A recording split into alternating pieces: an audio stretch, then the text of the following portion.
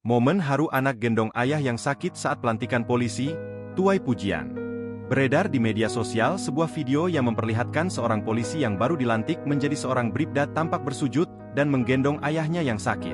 Momen tersebut viral hingga menarik perhatian warganet setelah diunggah oleh pemilik akun TikTok TAA2707. Meski kesusahan berjalan dengan tongkat dan didampingi anggota keluarga lain, sang ayah tetap datang ke pelantikan putranya. Terlihat anaknya yang baru dilantik sebagai polisi itu pun langsung memeluk erat ayahnya sambil menangis.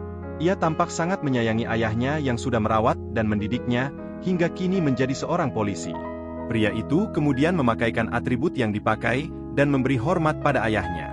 Setelah acara pelantikan selesai, pria itu kemudian menggendong ayahnya yang duduk di kursi untuk kembali ke tempat semula. Momen haru tersebut diabadikan dan diunggah oleh sang kakak. Tak hanya itu, diketahui jika ibu dari pria tersebut sudah meninggal dunia. Tampak sang kakak membawa foto ibunya di momen pelantikan sang adik. Setelah acara pelantikan selesai, mereka pun tampak dating ke makam sang ibu. Kini video tersebut sontak menuai perhatian dari warganet. Tak sedikit dari warganet yang memuji aksi pria tersebut dan mendoakan kesehatan sang ayah.